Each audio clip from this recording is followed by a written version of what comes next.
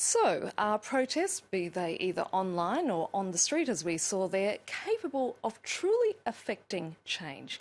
Joining me now is Dutch academic Dr. Jacqueline van Stekelenburg, a specialist on protest movements. Thank you so much for being with us, Jacqueline.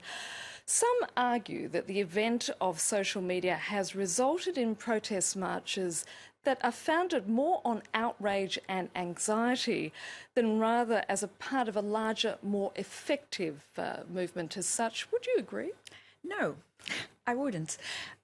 I think it's not an either-or question. What you see in general is that it's combined, and social media are a channel. It is like we had the newspapers or television years ago, and nowadays we have social media. Social media did change protest, however, but it's not that it's an either-or question. But I mean, the problem with social media is that, for instance, when you look at what happened with the Arab Spring, Facebook, Twitter, Instagram was all very well and good to say to people, bring your bongo drums down to the local square at 4 p.m. tomorrow afternoon and we'll protest against the government or the system. But there was no follow through. And as a result, those protest movements were hijacked by other organisations that didn't necessarily reflect their values. True. What we see, we did study how people were mobilized for the Tahrir Square in January 2011. And what we found out was that it was not only a Facebook revolution, as it was called those days. In fact, community organizations played a very, very important role in bringing people to the street. So in that sense, it was not only social movement or social media. And that is what we see very often. It's not either or, it's not black and white. And in terms of sustaining a movement, you're right. Social media are very good at bringing people to the streets as a mobilizing activism. On the other hand, they are also good at raising awareness. And that is what we need. For social change, we need social awareness. So in that sense, we see that social media play a large role.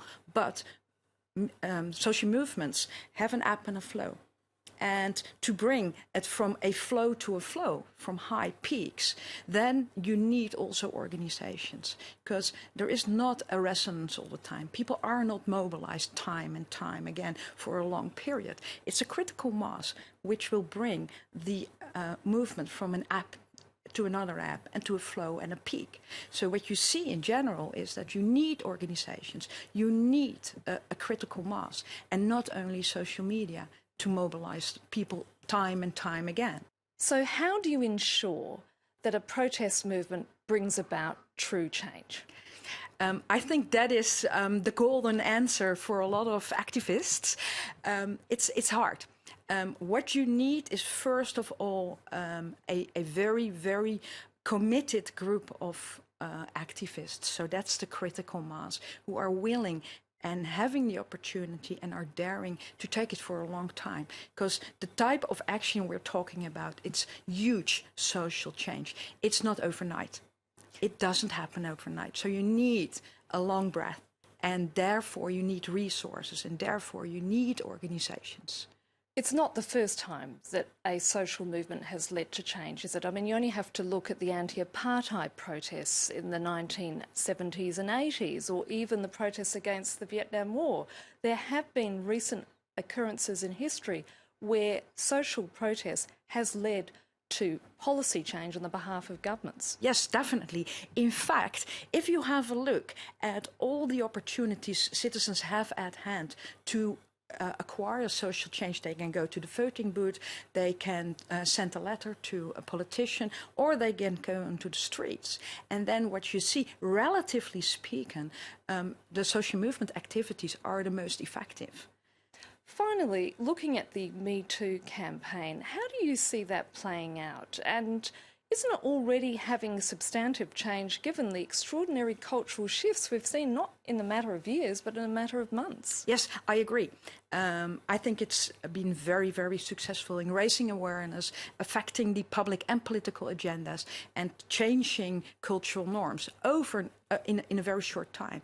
But do not forget, this movement did not start in October 2017.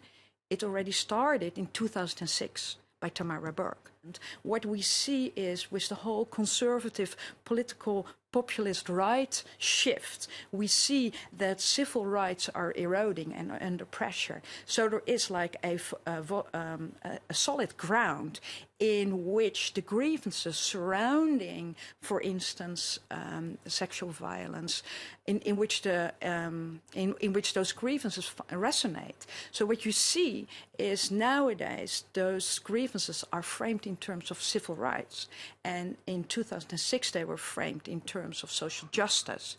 So in that sense, you see, have a look at the women marches. The women marches just after the inauguration of Trump attracted more people on the streets than his inauguration.